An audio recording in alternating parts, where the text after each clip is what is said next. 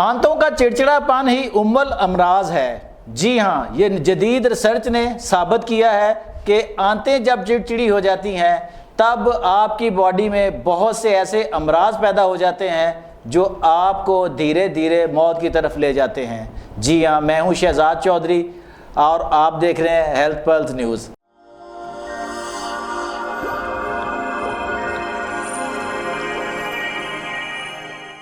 میرے ساتھ موجود ہیں معروف طبی معالج جناب حکیم مشرف علی زیدی جو گٹ ہیلتھ کے ماہر ہیں۔ آئیے ان سے بات کرتے ہیں کہ آنتوں کا چڑچڑاپن جو ہے وہ آخر کیا ہے۔ السلام علیکم۔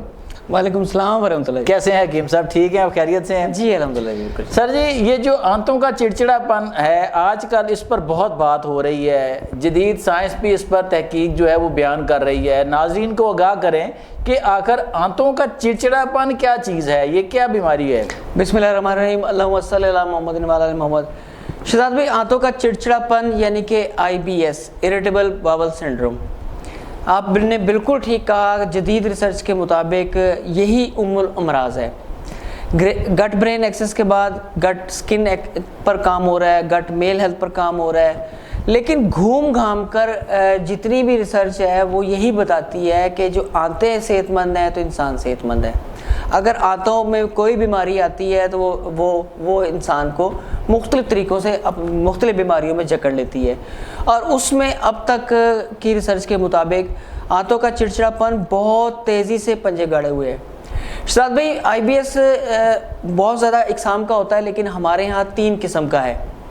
IBS C یعنی کہ جس میں کانسٹیپیشن پیشنٹ کو زیادہ رہتی ہے، IBS D یعنی کہ ڈائریا رہتا ہے زیادہ، اور IBS M کبھی ڈائریا ہو گیا کبھی کانسٹیپیشن ہو گئی۔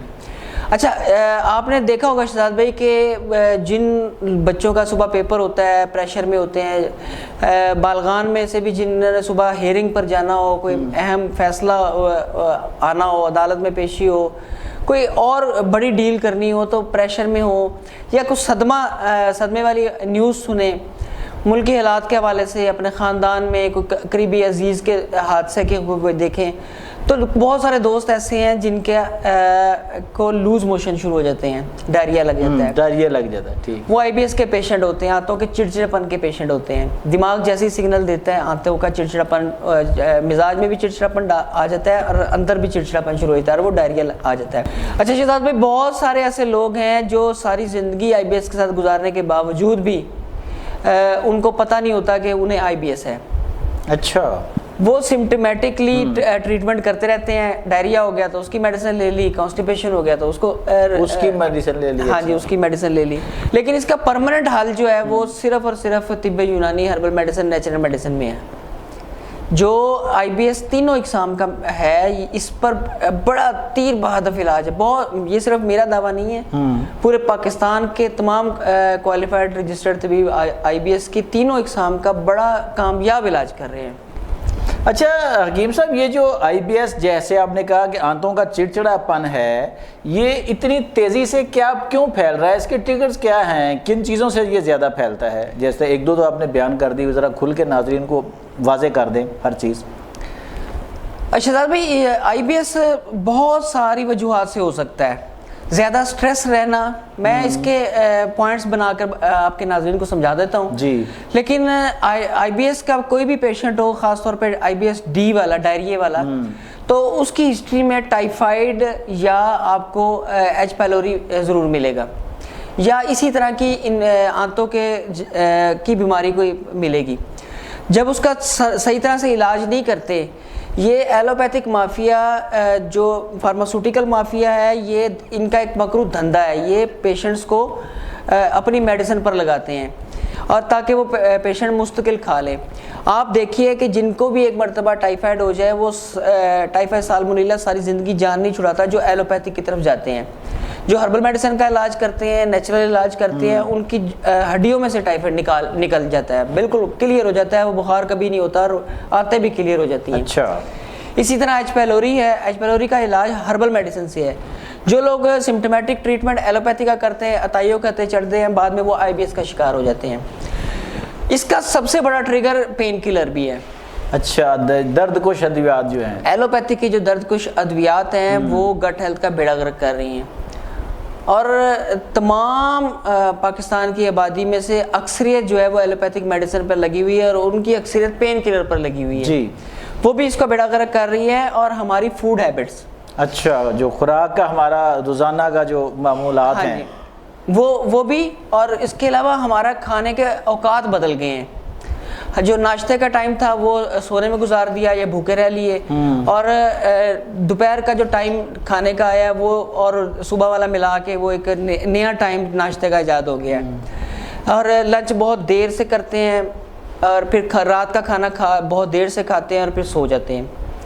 اور اس میں جو سب سے بڑی فوڈ ہیبٹ کے جو پرابلم ہے وہ یہ ہے کہ جو ہم دانتوں کا کام ہے وہ آنتوں سے لیتے ہیں۔ کھانا کھاتے وقت ہم موبائل استعمال کر رہے ہوتے ہیں، لیپ ٹاپ ہوتا ہے یا ٹیلی ویژن دیکھ رہے ہوتے ہیں، کھانے کے ٹیسٹ کو انجوائے نہیں کر پاتے، یعنی کھانے کو آپ کا مطلب ہے چباتے نہیں ہیں پوری طرح؟ جی، چبانا بھی ہوتا ہے، اور جو ہمارے ٹیسٹ برڈز ہیں وہ ہمارے دماغ کو سگنل دیتے ہیں اچھا کہ ہمارے ہاں یہ کھانا آیا ہے، اس کو انجوائے کریں گے تو آپ کا معدہ پراپر ایکٹیو ہوتا ہے۔ یہ چڑچڑے پن کا شکار تو تبھی ہوگا نا، اس کو پتہ ہی نہیں ہوتا، اللہ مغلم اس کے اندر ٹھوس ہی جاتے ہیں، اس کو پتہ ہی نہیں ہوتا، دماغ نے سگنل نہیں دیا ہوتا ہے کہ یہ کھانا ثقیل ہے، لطیف ہے، میٹھا ہے، کھٹا ہے، اس کے لیے کون کون سے انزائم چاہیے اور کتنا اس کو تیزاب لگے گا۔ یہ ہماری فوڈ کا بڑا مین کردار ہے۔ اچھا شہزاد بھائی، ڈی ہائیڈریشن جو ہے نا وہ گٹ ہیلتھ کو خراب کرنے کا بہت بڑا ٹریگر ہے۔ اوور آل گٹ ہیلتھ بھی خراب جو ہے ڈی ہائیڈریشن سے ہوتی ہے، اور اگر ایک مرتبہ بندہ آئی بی ایس کا شکار ہو جائے اور اس وقت اگر وہ ڈی ہائیڈریشن کا شکار ہو یا باڈی میں ڈی ہائیڈریشن ہوگی تو یہ آئی بی ایس کو ٹریگر کر دیتی ہے، دونوں کو، سی کو بھی اور ڈی کو بھی۔ اسی طرح اسموکنگ، چائے اور کافی کا بے تحاشا استعمال بھی آئی بی ایس کا ٹریگر ہے۔ اسی طرح آپ دیکھیے گا کہ جو پریگننسی کے دوران خواتین ہیں ان میں تیزابیت اور یہ آنتوں کا چڑچڑا پن اور یہ ڈپریشن، انگزائٹی زیادہ ہوتی ہے، سٹریس زیادہ ہوتا ہے، اور سٹریس جو ہے وہ آئی بی ایس کا سب سے بڑا ٹریگر ہے۔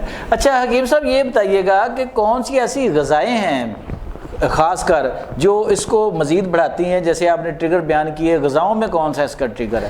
میں تو اپنے پیشنٹس کو نا ایک پراپر ڈائٹ کے اوپر لے کر آتا ہوں۔ اچھا، جو اس کا ٹریگر ہے وہ بادی چیزیں ہیں۔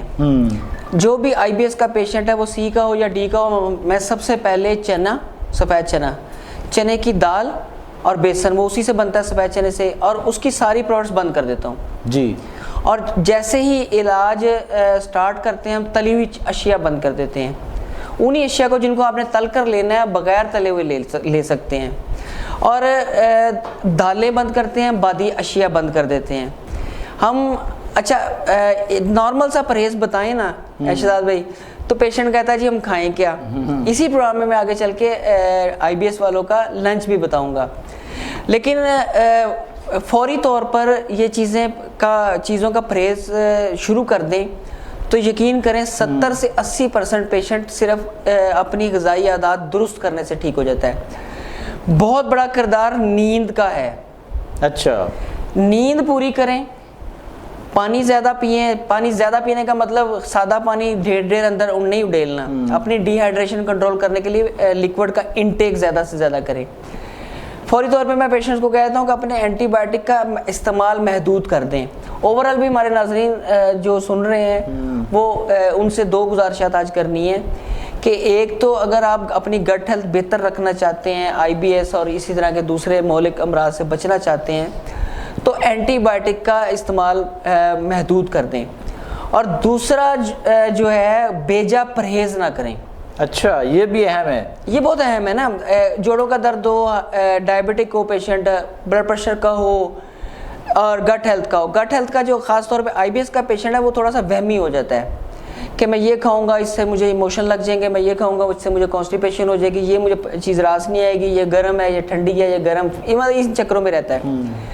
یہ جو چیزیں ہیں نا، جو معالج آپ کو بند کرے صرف ان کو بند کریں، باقی چیزیں ایک مخصوص پورشن کے ساتھ تھوڑی سی بھوک رکھ کے کھائیں، بالکل کھائیں۔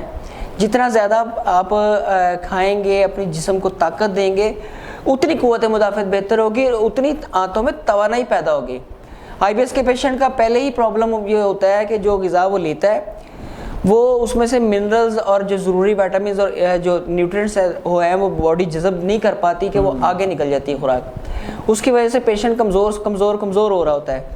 تو علاج کے ساتھ ساتھ جو چیزیں الاؤ ہیں وہ مناسب بھوک رکھ کے ضرور کھائیں.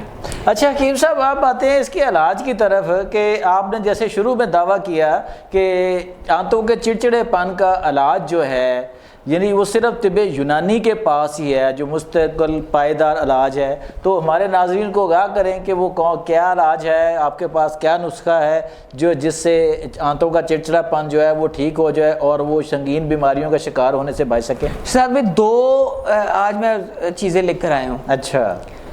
آنتوں کا جو چڑچڑا پن 3 اقسام کا ہے، جس میں ایم ہے مکس والا، کانسٹیپیشن والا ہے اور ڈائریا والا ہے.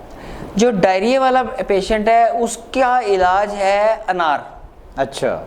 یقین کریں انار دانہ، انار کی پھلی، انار کی کلی اور انار کی پوست، ہر تمام چیزیں انار کی.